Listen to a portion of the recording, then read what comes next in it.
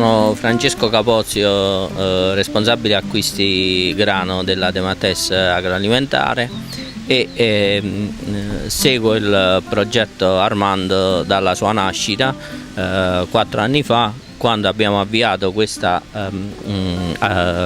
progetto con 103 aziende e 1100 ettari e con l'ultima campagna abbiamo raggiunto 11.400 ettari con 10.000 aziende agricole. Il progetto ha avuto una crescita rispetto all'anno precedente del 40% in termini di superficie e di questo siamo molto soddisfatti, e con una capillarità territoriale che ha riguardato soprattutto la provincia di Foggia e la Puglia in generale, dove abbiamo toccato i 6.200 ettari.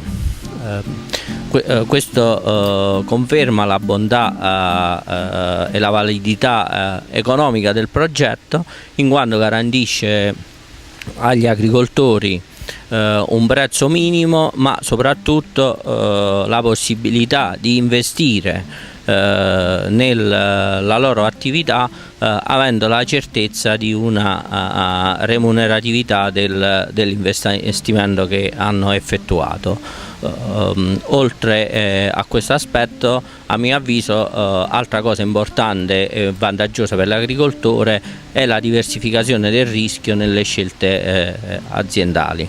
Allora, mi chiamo Gerardo Campanella, sono un agricoltore e sono anche presidente di una cooperativa agricola, la cooperativa Cor Sud, che ha sede a Deliceto, e faccio grano Armando sia come azienda e sia come centro di stoccaggio.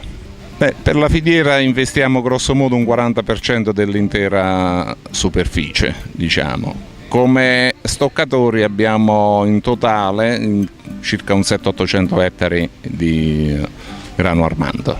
Con il progetto Armando stiamo lavorando dalla semina 2011, quindi sono 3 anni, il prossimo sarà il 4. E i punti vincenti sono sicuramente la qualità, che si traduce, se si riesce a farla, in una maggiore redditività per il produttore. Però è chiaro che qui è un concetto molto, molto largo, perché la qualità è influenzata non solo dalle tecniche colturali, ma purtroppo anche da quelle che sono le condizioni ambientali. Però se dobbiamo fare un bilancio di questi 3 anni, ritengo che sia positivo in generale, senza entrare diciamo nei particolari di ogni produttore. Diciamo ormai questo marchio sta entrando anche nelle famiglie, tutti apprezzano la qualità.